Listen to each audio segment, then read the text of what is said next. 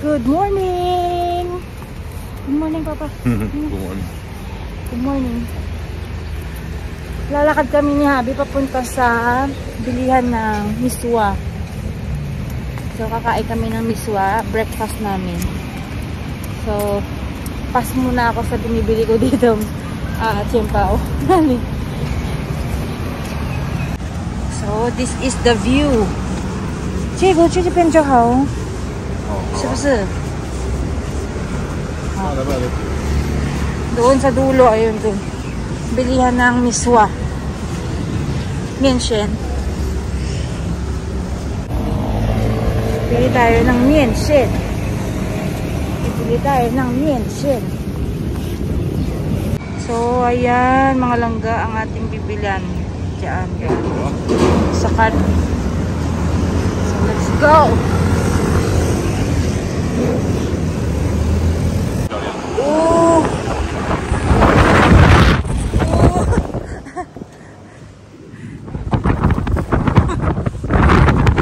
Malamig ang simoy ng hangin. Pauwi na kayo mga langga. So, ito mga langga ang miswa. Ayan. Kain tayo. Oh. How much is this, Papa? 65. 65. 大的，大的. Before it's 50 only. 大的 before 60。60 or 50? I remember it's 50. 涨价啦，一定的。涨价的嘛，没关系，还可以，因为是大的，很大的碗，所以没关系。tingnan niyo mga langga. Ang sarap, diba? Sarap na miswa. So, galing kami kay Jacob. Naghatid kami kay Jacob sa school. So, naisipan namin ni Habi na kumain itong miswa.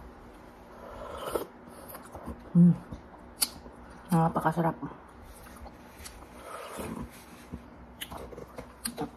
Mag-winter talaga. Ito pala. Kahit araw-arawin ko siguro to, talagang hindi ako magsasawa. Pero magsasawa pa rin. Ano daw? Gulo.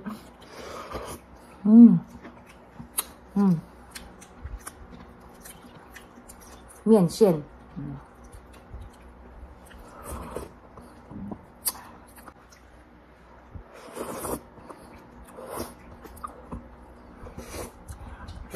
Ang sarap. Narinig niyo si Habi. Sarap ganda.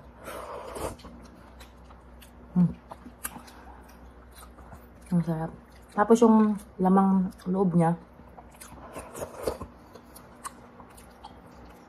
masarap. Medyo may pagkam-alat-alat. Masarap siya. Nag-aang talaga. Nag-mekos-mekos sila.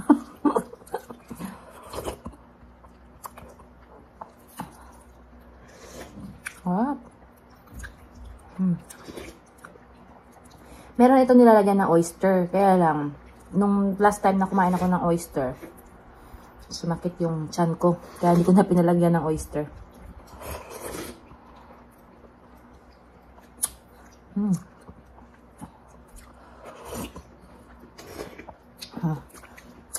So, kayo mga langga, anong breakfast nyo?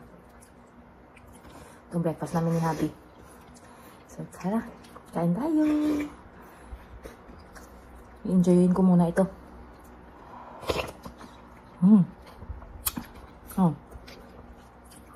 Kapag pumunta kayo ng Taiwan, huwag mo kalimutang tikman ang miswa.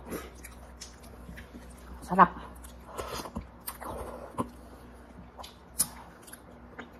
Ang kanyang lamang loob. Ang sarap-sarap nito. Si Habi, narinig nyo. 老公，很好吃。好啦。好啦。Pinalagyan kasi namin din ng anghang para syempre dagdag flavor, di ba? Ang sabaw.